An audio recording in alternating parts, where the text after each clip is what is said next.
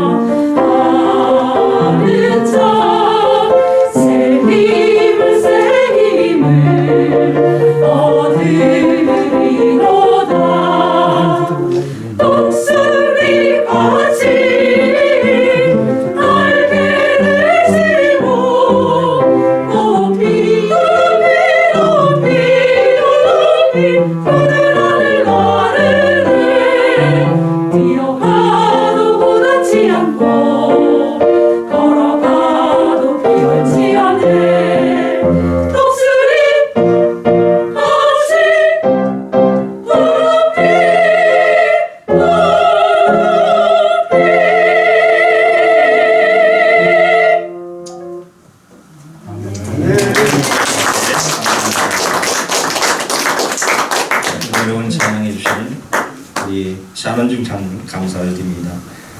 이 시간에는 국제선교회 회장님이시고 섬기시는 홍미자 사모님께서 나오셔서 성경 봉독해 주시겠습니다.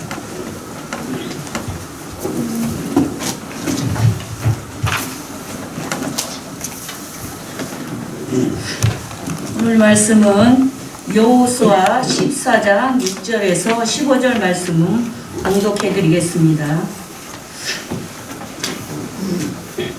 그때 유다 자손이 길갈에 있는 여호수아에게 나아오고 그니스 사람 여분의 아들 갈렙이 여호수아에게 말하되 여호와께서 가데스 바네아에서 나와 당신에게 대하여 하나님의 사람 모세에게 이르신 일을 당신이 아시는 바라.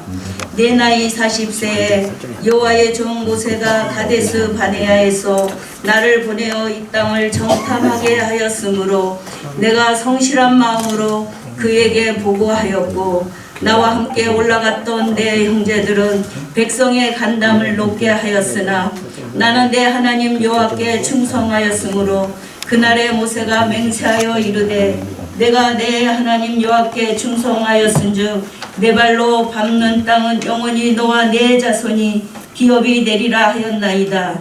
이제 보소서 여호와께서 이 말씀을 모세에게 이르신 때로부터 이스라엘이 광야에서 방황한 이 45년 동안을 여호와께서 말씀하신 대로 나를 생존하게 하셨나이다.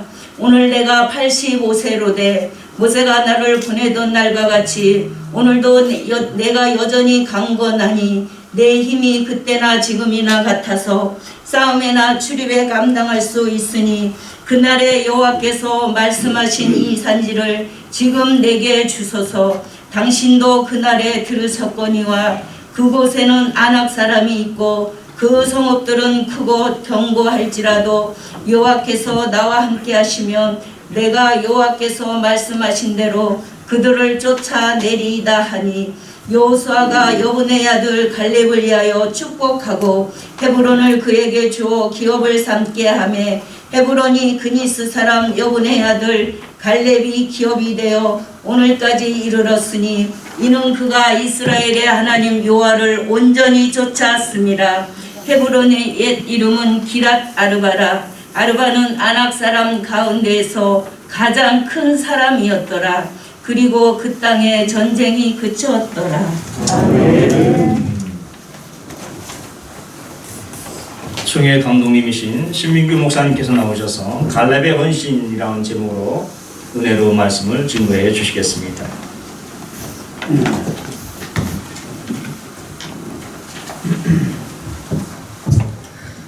먼저 우리 샤론 중창단 너무 찬양 은혜스럽게 하나님 영광 받으시고 우리 은혜 많이 받았습니다. 고맙습니다. 오늘 참 아주 감격적인 날입니다. 우리 나사렛 동산에 참 수건 사업이었었죠. 이 나사렛 동산 모든 이 대지가 우리 교단으로 이렇게 들어오기를 바랐는데 참 오랫동안 이런저런 이유로 이 교단으로 다 들어오지 못하고 있다가 참 하나님 은혜 가운데 이 전부 이제 교단으로 등기를 하고 또 이 용도 변경도 대지로 하고 또 법인으로 정식으로 소유할 수 있게 됐고 또 거기다가 아름다운 이렇게 우리 창용관을 세워서 우리 평생 주의 사역을 하다가 헌신하신 분들 이 예배 마치고 어디 커피라도 한잔 하실 데가 없어가지고 제가 와서 볼 적마다 늘 안타까운 마음이 있었습니다.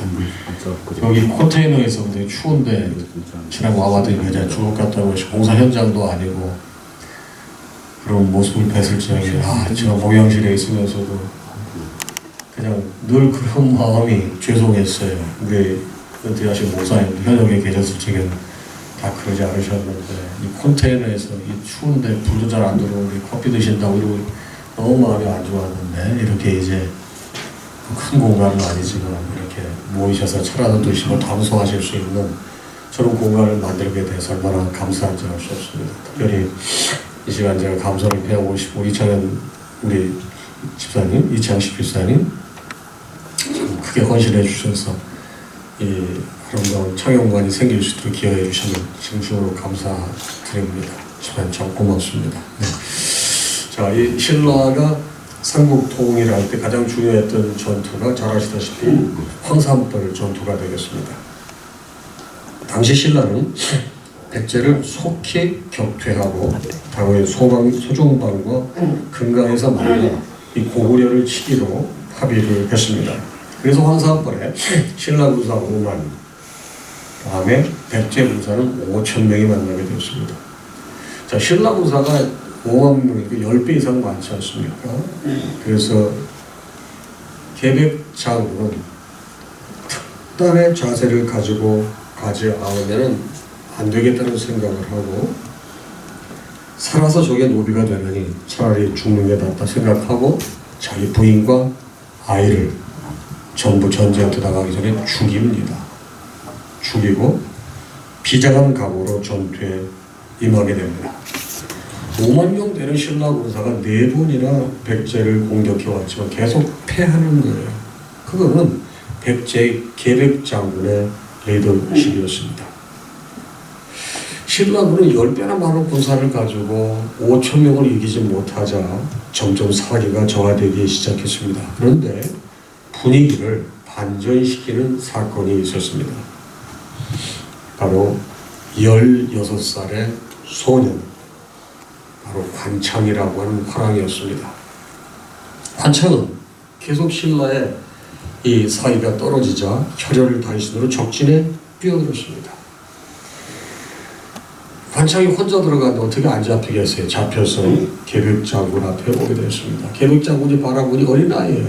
자기 자식 같은 거예요. 전쟁이 뭐길래 이 귀한 생명을 없애야 되는가 해서 관창을 죽이지 않고 돌려보냈어요. 그런데 이 친구가 돌려보냈으면 감사하게 생각하고 전쟁도 안 나와야 되는데 또 나오는 거예요. 삼국 사기를 보게 되면 돌아온 관창은 화가 나서 손으로 우물물을 움켜 마시고 다시 뛰어나가 싸웠다고 기록하고 있습니다. 몇 차례 잡혀서 살려줬음에도 불구하고 계속 그런 행위를 반복하자 결국 어쩔 수 없이 계백은 그의 목을 쳐서 목을 말에 매달아 신라의 진영으로 돌려보냈습니다. 신라의 군사들, 어린아이가 나라를 세우겠다고 목숨을 내놓은 것을 보고 이 정신을 차립니다. 어린 화랑 관창이 일사각오의 정신으로 전쟁에 임한 것에 크게 도전을 받고 전의를 되찾아 끝내 황산벌 전투에서 승리하게 됩니다. 바로 이 황산벌 전투가 신라가 삼국 통일을 이루는데 첫걸음을 내딛는 전쟁이 됐습니다. 자, 오늘 본문은 화랑관찰과 같은 사람이 되겠죠. 화랑관찰은 16세의 나이였지만 이분은 85세의 나이를 가진 노인 갈렙이었습니다. 갈렙은 유다 지파 사람이고 여분네 아들로 가나안 12 정탐꾼 중에 한 사람이었습니다. 그 이름의 뜻이 개예요. 어떻게 아들 이름을 개로 짓까 뜻이. 근데 갈렙이 개입니다. 근데 다른 뜻도 하나 있는데 종이라는 뜻도 있습니다. 그래서 아버지가 여분네가 아들 이름을 개, 종으로 지은 것은 당신의 바램을 담지 않았겠어요? 하나님께 충성하라고. 유다 지파니까요. 자, 그래서 가나안 땅을 정탐할 때 갈렙은 유다 지파의 대표로 보냄을 받았습니다. 12지파 중에서 10지파의 대표들은 절망적인 보고를 했지만 갈렙과 여호수아만큼은 매우 희망적인 보고를 했습니다. 동료 정탐꾼 10명 때문에 이스라엘 백성들은 40년 동안 광야 생활을 하면서 하나님의 때를 기다리고 지냈습니다. 자, 오늘 본문은 가나안에 이제 입성하여 가나안 땅을 분배하는 과정인데 여기서 갈렙이 매우 특별한 청원을 하고 있습니다. 청원이 뭐냐면 아낙 자손이 살고 있는 미정복 상태의 헤브론 산지를 자기에게 달라는 거예요. 여호수아에게. 그런데 그 헤브론 산지가 헤브론 산지잖아요. 평지가 산지이기 때문에 또 아낙 자손들이 살고 있기 때문에 거인들이 사는 곳이에요. 점령하기가 쉽지 않다. 지형적으로도 그렇고 거기 사람들도 그렇고 그런데 달라는 거예요. 자, 그럼 도대체 갈렙은 어떤 사람이기에 또 갈렙은 어떤 헌신적인 자세를 가지고 나오는가? 이게 오늘 말씀의 간단한 내용이 되겠습니다. 여호와 하나님을 갈렙을 보니까 여호와 하나님을 온전히 쫓았습니다. 오늘 본문 14절에 보게 되면 이는 그가 이스라엘 하나님 여호와를 온전히 쫓았습니다. 갈렙의 헌신이 배경이 되는 게 뭐냐? 여호와를 온전히 쫓는 거예요. 여호와를 쫓게 되면 헌신이 됩니다. 자, 오늘 본문을 보게 되면 온전히 쫓았다고 갈렙을 하나님께서 평가하시는데 신명기 1장 36절에 보게 되면 오직 여분네 아들 갈렙은 온전히 여호와께 순종하였은즉 그랬습니다. 이 사람 앞에 붙는 형용사를 보게 되면 온전히 쫓았고요. 온전히 여호와께 순종했습니다. 여호수아서의 대필자인 여호수아도 인정하고 모세도 인정한 상태가 뭐냐? 바로 이 갈렙은 여호와를 온전히 쫓은 사람이라는 거예요. 갈렙의 신앙은 하나님도 자신의 동료들로부터 신앙의 선진들로부터 동시로 인정받은 게 뭡니까? 온전히 여호와께 순종했다. 여러분, 온전히 여호와를 쫓고 온전히 여호와께 순종하니까 하나님께서 그의 길을 인도하시고 그를 들어 쓰시는 겁니다. 여러분, 묵자의 저자가 임건순 씨입니다. 이분은 중학생 때부터 노론을 읽었고 동양 철학을 적어간 사람인데 이분이 자신의 책에서 공자의 인간관에 대해서 설명을 했더라고요. 공자는 인생을 선택의 연속이라고 정의하면서 좋은 길을 택하는 사람과 옳은 길을 택하는 사람으로 구분했어요. 공자는 사람을 좋은 길을 택하는 사람, 옳은 길을 택하는 사람으로 구분했다는 거예요. 좋은 길을 택하는 사람을 공자는 소인이라고 했습니다. 그래서 이 사람들은 눈앞에 놓여있는 이익에 급급하기에 충성이 별로 없다. 이런 사람은 좋은 길 택하는 사람, 그래서 소인배다 이렇게 정의를 했습니다. 그러나 옳은 길을 선택하는 사람을 공자는 군자라고 그랬는데 군자는 손해가 있더라도 언제나 정도를 택하는 사람, 그래서 흔들림이 없는 사람이라고 그랬습니다. 저는 이 묵자를 읽으면서 깨달은 게 이 여호수아하고 이게 오버래핑이 되는 거예요. 우리 성도들은요 신앙의 군자로 살아야 되는 거예요. 신앙의 군자. 신앙의 군자로 사는 사람은 어떤 사람입니까? 여호와를 온전히 쫓는 거예요. 여호와께 온전히 순종하는 거예요. 그럴 때 헌신이 따라 나오게 돼 있는 것입니다. 제가 말씀을 보니 갈렙은 하나님을 온전히 따르고 순종하는 신앙의 군자였습니다. 또 그런데 이분뿐만 아니라 여러분 애굽의 노예로 팔려갔던 요셉도 보니까 옳은 길을 선택한 게 아니고 이 사람 좋은 길을 선택한 게 아니고 옳은 길을 선택한 거예요. 이분도 이분도 신앙의 군자예요. 또 사자굴 앞에 서 있던 다니엘을 보니까 이분도 좋은 길을 선택한 게 아니라 옳은 길을 택했더라고요. 역시 오늘 말씀의 주인공이 된 갈렙도 좋은 길을 택한 것이 아니라 옳은 길을 택했다는 것입니다. 자, 갈렙이 왜 헛이 있었는가 보니까 여호와 앞에 온전히 쫓았고 여호와 앞에 온전히 순종했어요.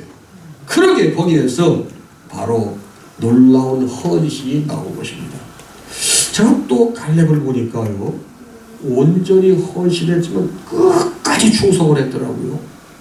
11절입니다. 오늘 내가 여전히 강건하니 내 힘이 그때나 지금이나 같아서 싸움이나 출입에 감당할 수 있습니다. 아직 85세 어르신인데요.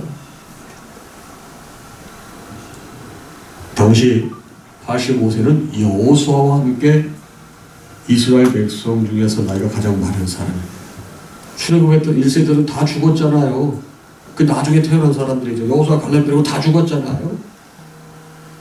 제일 나이가 많은 사람. 대부분이 나이가 제일 많으면 갈렙의 위치에 있게 되면 자신의 업적을 내세워서 더 좋은 땅을 기업으로 달라고 요청하는 것도 무리가 아니에요. 또 귀한 게 많이 있잖아요. 그런데 이 갈렙은요, 내가 나이 먹었으니 대접해달라 이런 거 안 하는 거예요. 싸우기를 자처로 가며 가나안 정복 전쟁을 완성하려 했습니다. 마태복음 10장 22절 말씀입니다. 너희가 내 이름으로 말미암아 모든 사람에게 미움을 받을 것이나 끝까지 견디는 자는 구원을 얻으리라고 했습니다. 여러분, 이 갈렙은요, 가장 나이가 많은 사람임에도 불구하고 자신 스스로 노인이라는 생각을 하지 않아요. 그때나 지금이나 같아서 싸움이나 출입이나 감당할 수 있습니다. 나에게 정당하게 전쟁을 해서 저 땅을 차지할 수 있도록 구역을 정해달라고 요청하는 거예요. 여러분, 이 끝까지 충성하는 게 중요합니다. 전 솔로몬 왕을 바라보게 되면 너무나 아쉬워요. 끝이 안 좋았던 왕이 솔로몬 왕 아닙니까? 사실 이 모세는 앞으로 왕정 제도가 있을 것을 알고 미리 예언을 했어요. 그래서 이 모세는 왕이 된 자가 해서는 안 될 것과 해야 할 것을 말씀으로 남겼습니다. 이게 신명기 17장 16절 이하입니다. 자, 어떤 것을 왕이 해서는 안 되고 해야 되는가? 왕 된 자는 하는 말이 있지 않습니까? 말을 많이 두지 말 것이요, 말을 많이 얻으려고 그 백성을 애굽으로 돌아가게 하지 말 것이니 아내를 많이 두어서 그 마음이 미혹되게 말 것이니. 그러니까 다른 말 많이 두려고 하지 말고 아내 많이 두려고 하지 말고, 세 번째, 은금을 자기를 위하여 많이 쌓지 말 것이니라. 그가 왕위에 오르거든 레위 사람 제사장 앞에 보관한 율법서를 등사하여 평생에 자기 옆에 두고 읽어서 그 하나님 여호와 경외하기를 배우며 이 율법의 모든 말과 이 규례를 지켜 행할 것이니라. 그러니까 여러분, 모세는요, 왕이 뭐를 해야 될지 얘기하는가 하면은, 그가 왕위에 오르거든, 어떤 사람이 왕위에 오르거든 레위 사람 제사장 앞에 보관한 율법서를 등사하여 평생 자기 앞에 두고 읽어서, 그러니까 왕이 된 자는 하나님 말씀을 옆에 두고서 평생 그것을 두고 읽으라는 거예요. 그리고 여호와 경외하기를 배우고 이 율법의 모든 말과 이 규례를 지켜 행하라. 이 권력이 있고 힘이 있는 사람, 하나님 말씀을 옆에 두고 그거를 읽고 하나님 경외하기를 배우고 율법의 모든 말을 지키고 이 규례를 지켜 행하라는 거예요. 그러면서 하지 말아야 될 것, 말 많이 두지 말고 부인들 많이 두지 말고 재물 많이 축적하지 말라고 그랬어요. 그런데 너무 안타까운 것은 이 부귀와 영화 그리고 이 권력에 도취된 솔로몬은 그 인생 후반부에 가서 이걸 지키지 않았어요. 보세요. 첫 번째로 말을 많이 뒀습니다. 솔로몬의 병거가 1400대, 마병이 일반 2000명입니다. 병거는 탱크예요. 탱크가 1400대예요. 여러분, 마병이 뭡니까? 말 타고 싸우는 군인이 이 일반 2000을 두었습니다. 아내를 많이 두었습니다. 여러분, 아내가 1000명이 넘었지 않습니까? 은금을 많이 쌓아두었습니다. 솔로몬은 자기를 위해 은금을 수없이 쌓았습니다. 여러분, 그게 백성들의 큰 힘이 된 거예요. 솔로몬은 이 말씀을 무시하고 자기 욕심 때문에 타락했습니다. 더 비참한 건요, 느헤미야가요, 이 바벨론에서 포로 생활하던 사람들이 귀환해가지고 이제 돌아와서 유대인들에게 예를 드는데 타락의 예를 누구로 들은 줄 아십니까? 솔로몬 왕을 타락의 예로 들었어요. 우리 지혜로운 사람 솔로몬도 아는데 느헤미야 선지자는요 솔로몬 왕을 타락의 예로 들었어요. 이게 느헤미야 13장 26절. 옛적에 이스라엘 왕 솔로몬이 이 일로 범죄하지 아니하였느냐? 그는 많은 나라 중에 비길 왕이 없이 하나님의 사랑을 입은 자라. 하나님이 그를 왕으로 삼아 온 이스라엘을 다르게 하셨으나 이방 여인이 그를 범죄하게 하였느니. 그 훌륭한 왕을 느헤미야 선지자는 바람직하지 못한 왕, 하나님께 기쁨이 되지 못한 왕으로 예를 든 거예요. 여러분 마지막에 좋아야 돼. 끝까지 충성해야 되는 거예요. 그런데 여러분 바로 이 갈렙이 끝까지 충성했다는 거예요. 85세가 됨에도 불구하고 나이 대접 원치 않았다는 거예요. 젊은 사람과 같이 나가 전투하겠다. 나 지금도 건강하다. 싸울 수 있다. 이렇게 얘기한 거예요. 저는 고린도전서 9장 27절 바울의 고백이 늘 마음에 와닿습니다. 내가 내 몸을 저 복종하게 하면 내가 남에게 전파한 후에 자신이 도리어 버림을 당할까 두려워하미로다. 바울이 얼마나 위대한 사람입니까? 그러나 복음을 계속 전했는데 내가 마지막까지 주 앞에 끝까지 충성하지 못해서 그르치게 되게 되면은 나를 통해서 복음을 받아들인 사람들이 어떻게 될 것인가? 내가 버림당할까 두렵다. 이런 말을 했어요. 여러분 갈렙이요 왜 멋진 줄 아십니까? 끝까지 충성했다는 거예요. 하나님 온전히 쫓았습니다. 온전히 순종했습니다. 그리고 끝까지 충성했어요. 여러분 저는 이번에 이 말씀을 준비하면서 신라 시대도 좀 보게 됐는데 우연히 박재상이라는 사람을 접하게 됐습니다. 저희 교회 박재상이라는 집사님이 나와서 옛날에 국회의원에서 끝냈는데 이름이 똑같아서 깜짝 놀랐어요. 박재상이라는 사람이 있었어요. 신라 시대 때. 다른 말로 성이도 김시로도 부르더라고요. 이 양반은 신라 내물왕 때부터 눌지왕 때까지 2대에 걸쳐서 정말 왕에게 충성을 다했던 신하더라고요. 근데 신라는 당시 백제 세력을 견제할 필요에 의해서 내물왕의 셋째 미사을을 일본에, 외나라에, 그 다음에 둘째 폭호를 고구려에 파견해서 군사 원조를 요청을 했습니다. 그런데 일본과 군대 외놈들과 이 고구려가 이 두 명의 왕자들을 인질로 삼습니다. 그리고 정치적으로 이용하는 거예요. 얼마나 기가 막힙니까? 그래서 내물왕의 큰아들 눌지왕, 나중에 즉위해서 눌지왕이 되는 눌지왕은 즉위 후 두 동생을 구출하기 위해서 군신들을 불려서 회의를 합니다. 누구를 보내면 좋겠냐. 그랬을 때 많은 사람들이 박재상을 보십니다.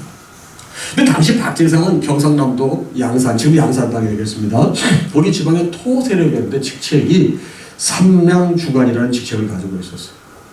왕에게 이제 명령이 주어지자 당시 박재상은 고구려 장수왕을 잘 설득해서 눌지왕의 동생 복호를 구출해서 신라로 무사히 귀환하게 됩니다. 엄청난 일을 한 겁니다. 근데 너무 잘하니까 다음에 왕이 도착하자마자 일본으로 가라는 거예요. 일본으로 가서 바로 누구를 구해오라고 하는 거냐면 마사흔, 바로 내 동생 마사흔도 구출해 오라 이렇게 명령을 하는 거예요. 근데 여러분 일본하고 좀 다르잖아요. 근데 이 박재상은 그곳에 가서 일본 왕조와 친분을 쌓습니다. 그리고 일본에 귀화할 것처럼 속인 다음에 왕의 동생을 일본에서 탈출시키는데 성공을 합니다. 그런데 결국 본인은 탈출하지 못하고 잡힙니다. 근데 일본 왕이 보니까 너무 똑똑하고 충성심이 너무 있고 지혜롭고 이런 섬나라에 이런 사람을 둘 수가 없는 거예요. 그래서 막 설득을 합니다. 내가 너의 잘못을 다 용서해 줄 테니 귀화하고 나의 신하가 되거라. 내가 모든 걸 다 해주겠다. 계속 설득하는 거예요. 박재상이 대답을 합니다. 나는 신라의 개, 돼지가 될지언정 일본의 벼슬은 하지 않겠다. 나는 조국의 결을 먹을지언정 일본의 좋은 음식을 먹지 않겠다. 이렇게 선언하는 거예요. 일본 왕의 끝없는 회의와 고문. 그러나 나라를 향한 절개를 지켜다가 할 수 없이 불에 태워지는 차명을 받습니다. 박재상은 자신의 목숨보다도 왕의 명령을 소중히 여기고 끝까지 충성한 사람이에요. 여러분 우리 성도의 삶이 어때야 되겠습니까? 여러분 끝까지 충성하는 하나님의 일꾼이 되어야 되지 않겠습니까? 갈렙의 헌신이 뭐예요? 끝까지 충성했다. 그래서 얻은 게 뭐예요? 여러분, 헤브론 땅을 기업으로 받습니다. 자, 13절 여호수아가 여분의 아들 갈렙을 위하여 축복하고 헤브론을 그에게 주어 기업을 삼게 하매 그랬습니다. 결국 갈렙의 요청에 여호수아는 헤브론을 갈렙에게 주었습니다. 갈렙은 생명을 걸고 싸워서 아낙 자손을 물리치고 헤브론을 얻었습니다.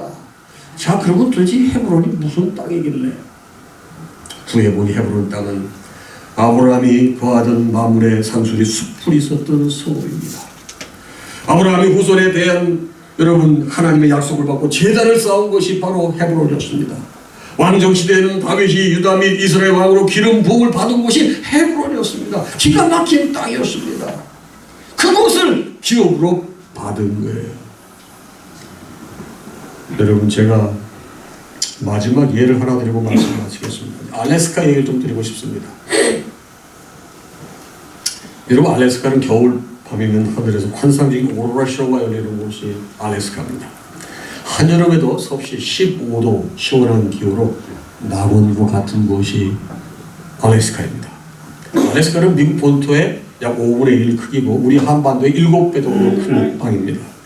알래스카는 1860년 미국이 러시아로부터 720만 불에 사들인 땅에 지금 우리 돈으로 따지면 800억 정도 주고 이 땅을 사들인 거예요.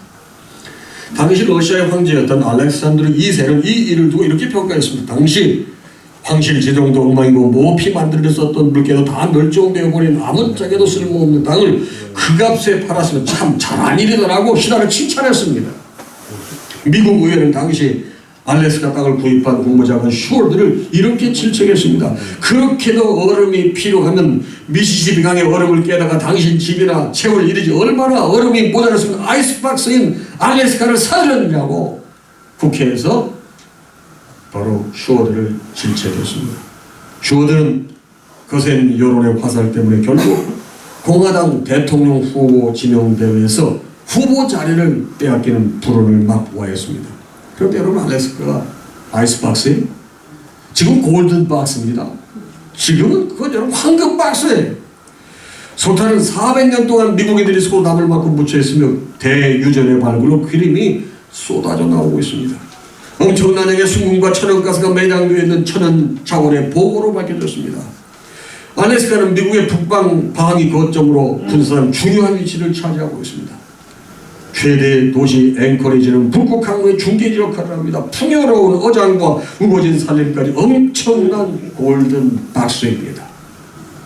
헤브론 땅, 당시에는 별거 아닌 산지에 불과했지만 이스라엘 백성들의 황금 박스였습니다. 헤브론은 예루살렘 남쪽으로 36km 지점인데 아브라함이 정착했던 곳이며 그의 뼈가 묻힌 곳이요 다윗이 이곳에서 왕이 됐습니다. 하나님의 축복이 숨겨진 황금 박스 같은 곳이 여러분 헤브론이에요. 여러분, 예레미야서 33장 3절 말씀 뭐나 잘 알지 않습니까? 내게 부르시라 내가 크고 알지 못한 비밀한 일을 너에게 알리겠다. 여러분, 우리가 하나님 말씀에 순종하고 그의 능력을 의지하게 될 때 알지 못해. 그렇기 때문에 크고 비밀한 걸 그때 아는 거예요. 마지막까지 충성할 때 그래 하나님께서 이런 멋진 선물을 주시는 거예요. 저는 평생 주의 사역의 선실을 우리 목사님들을 뵐 적마다 존경스럽습니다. 저도 점점 그날이 다가오지잖아요. 평생 헌신하시 수고하신 목사님 정말 수고 많으셨는데 그동안 정말 제대로 모시지도 못했던 걸 너무 죄송스럽게 생각합니다. 저는 이 말씀을 준비하면서 목사님들이 평생 읽었던 우리 거룩한 사역의 열매들을 이렇게 보면서 우리 나수리교회는 여기까지 온 것이 그렇게 헌신해 준 우리 목사님들의 수고셨습니다. 우리가 늘 가지고 리소스가 부족해서 제대로 가지 못했는데 우리 사랑하는 집사님 네 분이 정말 헌신하셔서 이런 걸 할 수 있게 돼서 정말 감사드리고 하나님의 영광을 돌리고 작은 건물이지만 우리 목사님들 정말 주님께서 부르실 때까지 평안하게 지내시면서 행복하시기를 소망합니다. 감사합니다.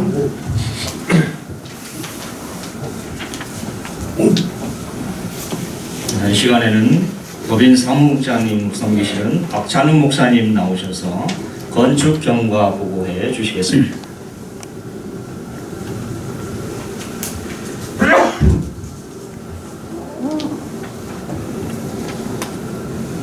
네, 나사렛 동산 중공가족 준공 과정에 대해서 보고 드리겠습니다. 오랜 수건 사업이었던 나사렛동산 필지 598-24에 대해서 2020년 9월 24일 이사회에서 나사렛동산 3인에 대한 개인 명의 소유 토지에 대해서 법인 이관하는 것에 있어서 결의가 되었습니다. 이후 20년 11월 공사를 위하여 나사렛동산 요 앞에 있었던 데크를 철거하는 과정을 밟았고요. 그리고 그해 11월에 토목 및 건축에 대해서 계약을 하였습니다. 그리고 토지 형제 변경도 진행을 신청하였습니다. 이후 2020년 12월 이전에 3인의 그 토지 소유에 있어서 토지 사용 승낙서를 건축 허가를 위해서 받았고요. 2021년 1월에서 2월 토목 및 건축 설계도가 완성되었습니다. 2021년 2월에 건축 신고 및 허가를 신청하였고 3월에 설계 도면 수정하여서 최종 도면이 완료되었고 건축 신고를 하여 설계 변경을 하여 2021년 4월에서 5월 공사를 시작하게 되었습니다.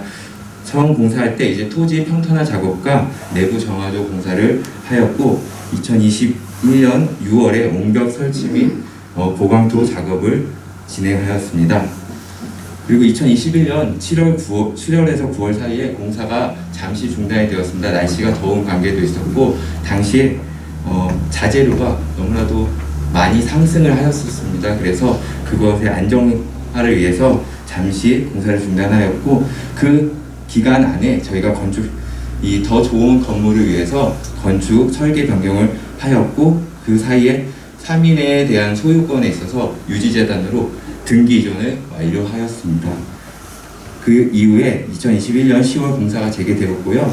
그때 철골 구조, 콘크리트 타설, 빔 철골 구조, 판넬 작업, 그리고 수도 공사 등 여러 큰 뼈대를 만드는 작업을 완료하였고요. 2021년 11월에서 12월 사이에 실내 인테리어 및 작업, 냉난방기 설치, 외관 공사는 이제 벽돌 작업, 외부 정화조, 토목 공사 등 그리고 조경 이런 것들을 공사하였고 12월에 전기 공사도 같이 하였습니다. 그렇게 해서 12월 말쯤에 모든 공사가 완료되었고요. 금일 2022년 1월 24일 창녕과 이렇게 준공 감사 예배를 드리게 되었습니다.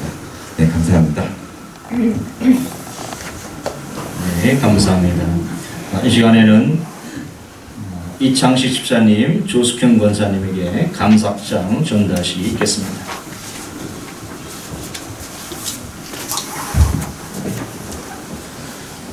감사장 이창식 집사, 조숙현 권사 두 네 분께서는 본교단 서울지방에 소속 상암동 교회를 통해 10년간 신학생들을 비롯하여 많은 학생들에게 장학금을 지원하여 주어 그들의 학업에 큰 도움이 되었습니다.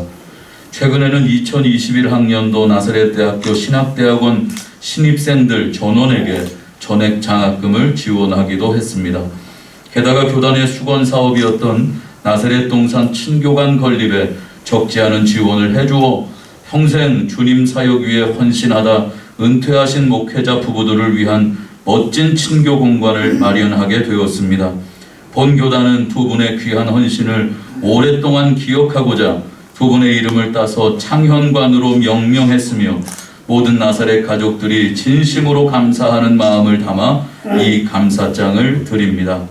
2022년 1월 24일 대한기독교 나사렛 선교회 총회감독 신민규 목사.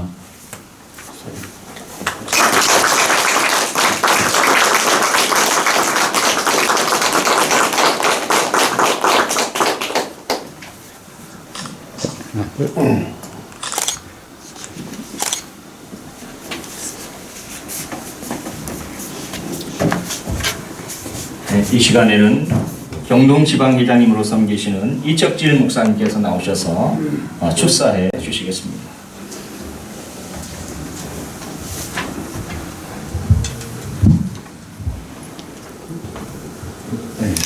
은퇴 목사님들 앞에서 이렇게 축사를 한다는 것이 참 두렵고 또 떨리기도 합니다.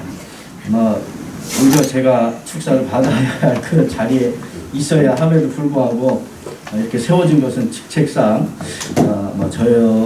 저에게 이런 자리가 온 것 같습니다.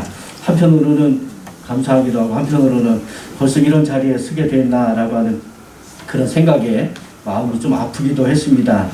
그렇지만 오늘 이 창녕관 신교관 준공을 드리면서 다시 한번 짧게나마 축사의 말씀을 드리고자 합니다. 먼저 창녕관이 완공되기까지 몇 사람의 헌신으로 준공되었다라고 들었습니다. 이 귀한 하나님의 사역에 쓰임받게 된 것을 먼저 축하드립니다. 많은 사람이 있어도 하나님의 일에 다 쓰임받는 것은 아닙니다. 하나님의 일은 준비되고 헌신하는 사람에 의해서 이루어져 가는 것을 봅니다. 그 귀한 일에 쓰임받았다라고 하는 것을 다시 한번 축하드립니다. 마태복음 10장을 보면 예수님께서 12 제자들을 보내면서 하신 말씀이 있습니다.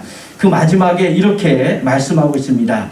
선지자의 이름으로 선지자를 영접하는 자는 선지자의 상을 받을 것이요 의인의 이름으로 의인을 영접하는 자는 의인의 상을 받을 것이요 또 누구든지 제자의 이름으로 이 작은 자 중 하나에게 냉수 한 그릇이라도 주는 자는 내가 진실로 너에게 이르노니 그 사람이 결단코 상을 잃지 아니하리라 하시리라고 말씀했습니다. 선지자를 영접하면 선지자의 상을 받고 의인을 영접하면 의인의 상을 받고 작은 자에게 냉수 한 그릇 주는 것도 그 상을 결단코 잃지 않는다라고 했습니다. 한평생 선지자로서의 귀한 사역을 감당하셨던 은퇴 목사님들의 귀한 친교관을 위해서 또 휴식 공간을 위해서 이렇게 친교관을 준공하는 데 귀한 일을 감당했다라고 하는 것은 선지자의 상을 받을 것이다 라고 생각합니다. 또 늘 의롭게 살아오셨던 의로운 목회자 분들이십니다. 그분들을 섬기는 것은 곧 의로운 상을 받을 것이다 라고 생각합니다. 그러기에 친교관 준공에 헌신한 모든 분들에게 다시 한번 진심으로 축하를 드립니다. 두 번째로 친교관을 사용하게 되신 은퇴 목사님들에게 다시 한번 축하를 드립니다. 은퇴 목사님들 앞에서 이런 말 하기는 좀 쑥스럽지만 50이 넘어가면서 건강에 부쩍 관심을 갖게 되었습니다. 건강해야 목회도 열심히 할 수 있겠더라고요. 건강을 잃으면 목회도 열심히 할 수 없습니다. 은퇴하신 목사님들 남은 생에도 늘 건강한 모습으로 마지막까지 하나님 맡겨준 귀한 사역 잘 마무리하실 수 있기를 간절히 바라고 합니다. 이런 우스운 말이 있습니다. 여자가 나이를 먹을수록 필요한 것은 딸과 친구와 건강이다라고 하는 말이 있습니다. 그러나 나이가 많이 먹을수록 남자들에게 필요한 것은 첫 번째도 부인이고 두 번째는 아내이고 세 번째는 집사람이다라고 하는 그런 말이 있습니다. 목사님들께서 사모님을 모시고 이 창녕관에 오셔서 친교를 나누며 함께 행복하게 웃는 모습들을 통해서 좋은 가정 또 끝까지 행복한 그런 모습으로 우리들의 기억 속에 영원히 남아있기를 간절히 바라고 원합니다. 그래서 정말 이 친교관이 은퇴 목사님들에게는 좋은 교제의 장소 또 좋은 친교의 장소 그리고 행복의 장소로 사용되어질 수 있는 기회가 열렸다라고 하는 것에 다시 한번 진심으로 축하를 드리며 축사를 마칩니다. 감사합니다. 이 시간에는 은목회 회장님이신 정일영 목사님 나오셔서 격려사의 말씀해 주시겠습니다.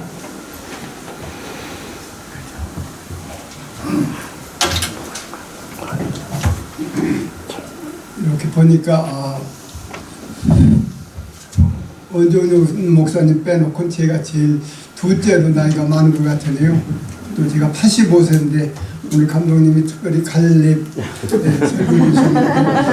갈렙처럼 자신 있게 그 소리 못 하지만 여기까지 온 것만 해도 기적이 아닙니까? 모임인데 감사합니다.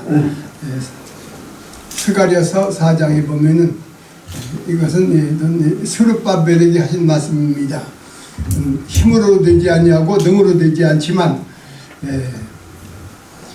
여호와의 신으로 되느니라 그렇게 말씀을 했어요.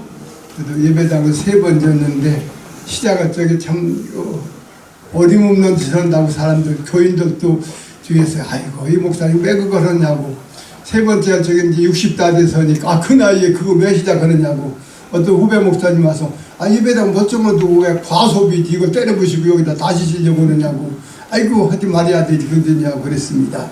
네, 하나님의 일은 하나님이 하신다. 정인영이가 똑똑하고 잘해서 하는 게 아니고 또 돈이 많아서 이런 것도 아니고 하나님의 일은 하나님이 하신다. 스룹바벨에게 말씀하셨습니다. 하나님께서 말씀하시기 스룹바벨에게 이제 내가 이 머릿돌을 놨으니까 내 손을 이루게 하시겠다. 그렇게 말씀하셨어요. 6.25 사변에 우리나라가 아주 피폐했었습니다.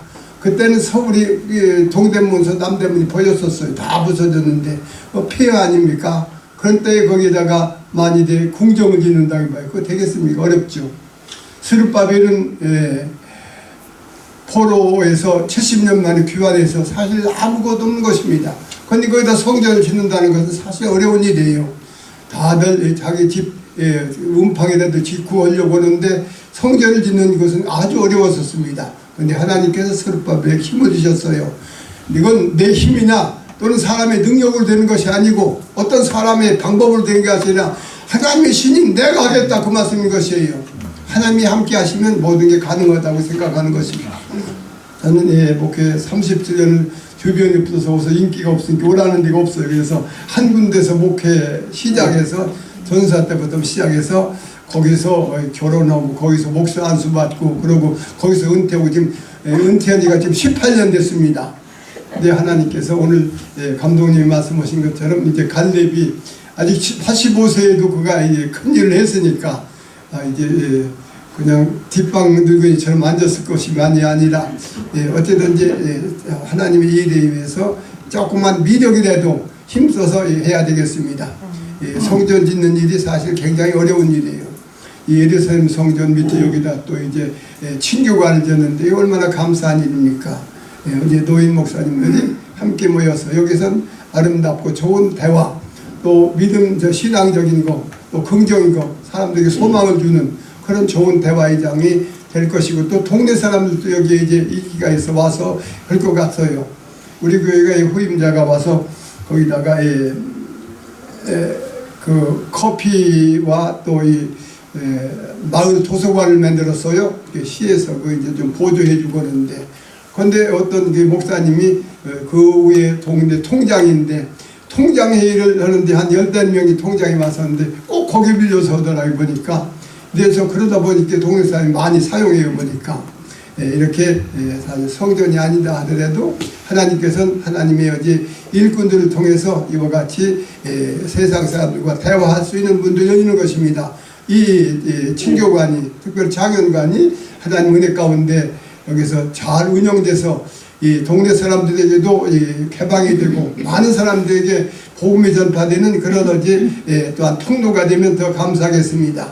이제 우리 원로 목사님들 여기 계신 여기 내가 그래도 여기 나세동산 건축위원 중에 한 사람이거든요. 근데 여기 와서 못 사는 게 좀 안 됐지만은 어쨌든 여기서 이렇게 남은 여생 건강하게 사시고 또 뿐만 아니라 이제 하실 수 있는 일이 아주 많이 있습니다. 기도하신 일과 또 모든 후배들을 또한 가르친 일과 자손들 또한 믿음으로 잘 이제 키워주고 또 그들을 튼튼하게 해주는 것이 우리의 책임인 것입니다. 아무쪼록 여러분들이 연세 생각할 것이 아니라 아직 내가 생명이 있고 하나님 앞에 내가 아직도 이제 해야 할 일이 있다는 걸 생각하시면서 최선 다하시는 이제 새해가 되시고 또 이 창현관을 통해서 하나님께 영광이 되시기를 주의 이름으로 축원합니다. 예수님 말씀하시기를 내 말을 듣고 행하는 자는 반석 위에 집을 세운 자와 같고 그래서 비가 오고 또 창수가 나온다 하더라도 튼튼히 서 있다겠고 하나님 말씀을 행치 아니하는 자는 모래 위에 집을 짓는 자와 같다고 말씀했습니다. 솔로몬이 성전 짓고 참 낙성시고 거대하게 되지 않습니까? 그러나 그 말로는 별리 못지 않았어요. 늙어서 더 잘해야 되는데 처음 보던 나중에 좋아져야 되는데 솔로몬은 처음에는 지혜대왕이라고 칭송을 받고 세계 모든 왕이 와서 배웠는데 그가 노년에는 잘못했습니다. 우리는 늙어서가 더 아름답게 사시는 우리 나세 동산 여도 목사님이 되시고 또 이거 참여하신 우리 총회 감독님을 비롯해서 모든 임원들이 이제 승리하시는 다윗과 또 이제 솔로몬 이상으로 뿐만 아니라 이제 갈렙 이상으로 승리하시는 생애가 되시기를 주의 이름으로 축원합니다. 감사합니다.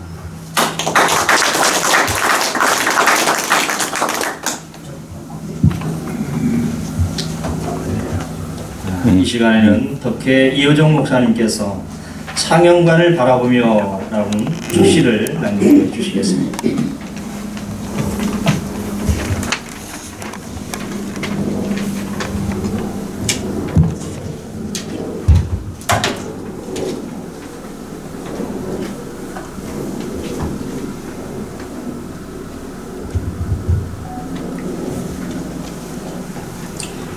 창현관을 바라보며 덕혜 이호정 나돈산 땅 1250평 가장 중앙 앞 위치에 2021년 5월 5일 창현관 기공 예배 후에 2022년 1월 24일 준공 예배 은혜롭다 시작하여 1월 지니 미약해도 장대하리.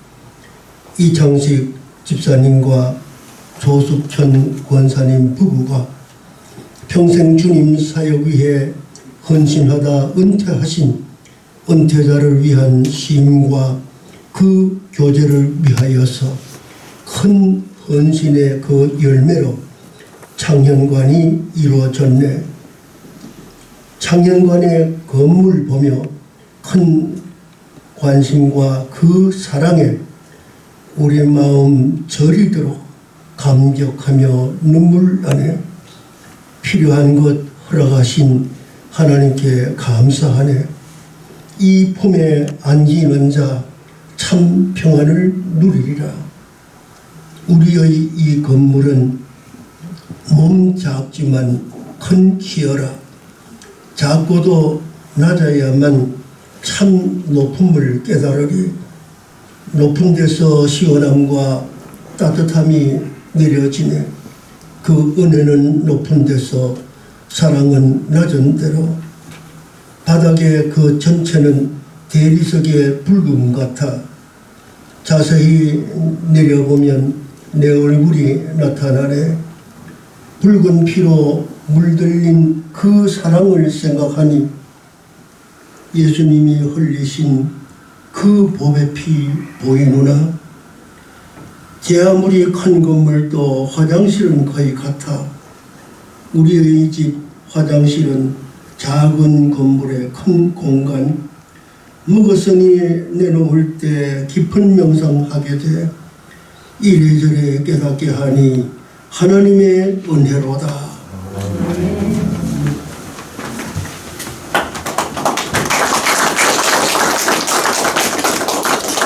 이 시간에는 나사렛 동산 회장님이신 김남홍 목사님 나오셔서 감사의 인사의 말씀을 해주시겠습니다.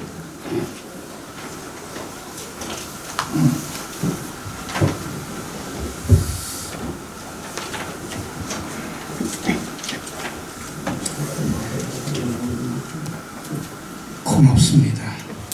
감사합니다. 제 제목이 뭐냐 하면 여기 보니까 감사, 그 인사, 감사합니다. 인사하겠습니다. 그리고 마쳐야 되겠네요. 사실 제가 이렇게 저도 은퇴한 지가 10년이 됐거든요. 근데 이렇게 와서 보니까 많은 일들이 일어나고 있었어요. 우리 이렇게 본부에서 전화가 왔어요. 전화가 왔는데 거기 창현관을 이렇게 짓고 뭐 이렇게 한다고 그래요. 창현관? 아니 내가 듣기는 신교관으로 알았는데 왜 이런 얘기를 했어요. 그랬더니 오늘 특별히 여기 창현 이것은 우리 집사님의 남자 이름이 창이고 여자 이름이 현인가 봐요. 부부. 그래서 너무 고맙구나. 그래서 창현관으로 이렇게 이야기를 이렇게 듣게 된 것입니다. 어쨌든 고맙고 감사합니다. 이렇게 나사렛 동산은 여러분 우리 나사렛 교단의 참으로 위대한 그런 곳이 아닌가 그렇게 생각해요. 늘 우리 이렇게 감독님께서 신경을 많이 써주시고 관리를 해주셔서 고맙고 이렇게 감사합니다. 특별히 이렇게 우리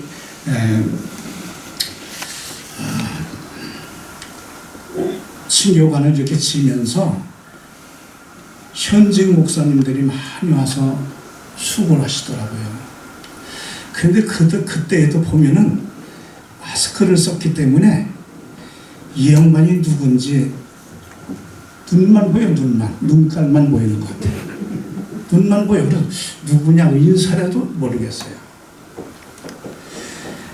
그래서 내가 뭐 이렇게 하나 알 수 있는 사람 한만기 목사라고 그 사람을 통해서 이렇게 우리 이런 거 하니까 와라 이렇게 연락을 했고 그랬는데 보니까 많은 그런 거 어려운 가운데서 교회 일을 하면서도 여기 와서 일하는 그 모습들, 이건 사실 하나님이 우리 주님께서 보실 때에도 참 놀라운 그런 일이구나 하는 걸 느꼈어요.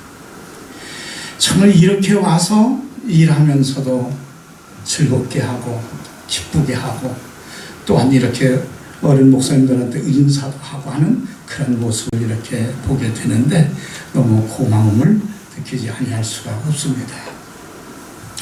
특별히 이렇게 처음으로 이렇게 한 건 안인배 권사님 오셨어요? 안 오셨어요? 네. 안인배 권사님이 원래 이 평택에 이렇게 계셨던 분이라서 제가 이렇게 얘기하다 보니까 잘 알겠어요. 그런데 늘 오셔서 있는 힘을 다해서 일하시는 그런 모습들을 보게 된 거예요. 그래서 그분을 통해서 이 교회가 세워지고 이렇게 완성될 수 있는 이러한 모습들을 볼 때 참 고맙구나. 정말 하나님께서는 그러나 그가 얘기하는 걸 제가 어떻게 해야 돼요? 참 저는 목사이기 때문에 잘 모르는 것 같아요. 이렇게 우리가 여러분 마치고 난 다음에 신교관을 가보세요. 거기 가보면 참 잘해놨어요. 야, 정말 이렇게 볼 때 좋구나. 진짜로 좋구나. 그런 거를 느끼면서 우리가 이렇게 감사하지 아니할 수 없습니다. 여러분 사실 지금 시대가 어려운 시대 아니에요? 참 어렵고 힘든 시대예요.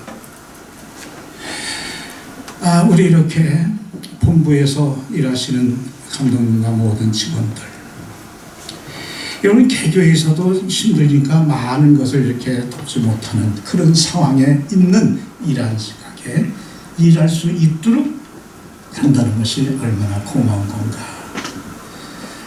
정말 그러한 것을 보면서 우리가 이렇게 감사를 안 할 수 없고 하나님 앞에 우리가 늘 기도하며 살 수밖에 없는 그런 삶이었구나 이렇게 생각을 하게 돼요.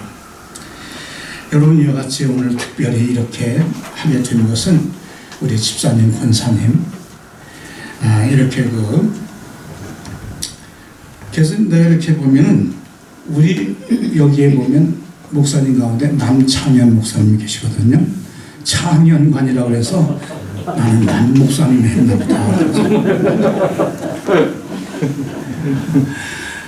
어쨌든 그래서 이렇게 보니까 우리 믿음의 세계에는 서로 관계가 깊구나. 여러분 이런 것을 가지고서 더 열심히 서로 기도하고 서로 함께 나누면서 우리 주님의 부르는 큰 순간까지 믿음으로 우리 연합하며 잘 살아가는 그런 삶이 되시기를 주의 이름으로 간절히 바라겠습니다. 이상으로 마치겠어요. 광고 말씀드리겠습니다. 나사렛 동산 창현관 중곤 및 헌당 감사 예배를 드릴 수 있도록 은혜를 베풀어 주신 하나님께 감사와 찬송을 올려드립니다. 바쁘신 가운데에서도 순서를 맡아주시기 위해 오신 우리 목사님들, 특별히 함께해 주신 우리 은퇴 목사님들께 진심으로 감사드리고, 또 영상 예배로 함께할 모든 나사렛 가족분들께도 감사를 드립니다. 기념품을 준비해 주셨는데요. 특별히 국제선교회에서 수건을 준비해 주셨고요. 6개 지방에서 또 귀하게 사랑을 보내어 주셨습니다. 화환도 보내어 주셨고, 사실 오늘 같은 날 너무 기쁘고 좋은 날인데, 코로나 전국만 아니라면 가장 좋은 음식으로 함께 기쁨의 시간을 나누어야 할 터인데 아쉬움이 많습니다. 후에 좋은 기회가 있을 거라고 생각하고요. 그리고 저희가 답례품으로 작은 떡을 좀 준비했습니다. 이후 순서는 여러분 기록되어 있는 것처럼 이제 창현관 앞에 가서 테이프 커팅식을 좀 하겠고요. 그리고 현판식을 하겠습니다. 그리고 안에 들어가 아쉽지만 음식을 함께 나누실 수는 없지만 아름다운 창현관의 모습을 한번 바라보시고 나오실 때 저희가 이 기념품들과 그리고 떡을 드릴 테고요. 또 이 나사렛 동산에 계신 우리 목사님, 사모님들께서 귀한 사랑을 담아 그 음료수를 준비해 주셨거든요. 그것도 함께 나누어 드리도록 하겠습니다. 앞으로도 나사렛 동산을 위해 지속적인 관심과 기도를 부탁드립니다. 이상입니다. 찬송가 208장 5절 찬양되시고, 서울지방회장님 섬기시는 탁경성 목사님 나오셔서 축도하심으로 나사렛 동산 창현관 준공 및 헌당 감사 예배를 마치겠습니다.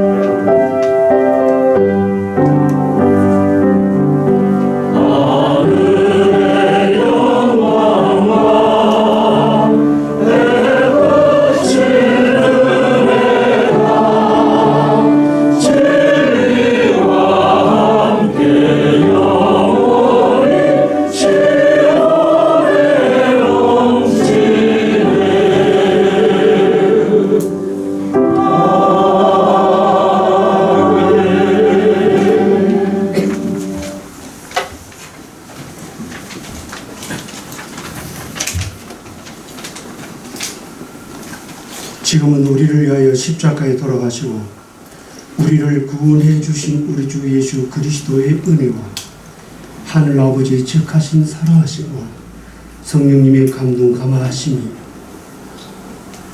우리 집사님 네 분을 통해서 옥합을 깨뜨려 갈렙의 헌신처럼 주님 앞에 드려지고 참 오늘 말씀을 통해서 다시 한번 새 힘을 얻고 한평생 주를 위해서 사는 그들에게 격려와 용기와 위로와 그리고 이곳에 주저하지 말고 갈렙처럼 살아가라고 하는 그런 은혜의 이 장소 위에 그리고 전국에서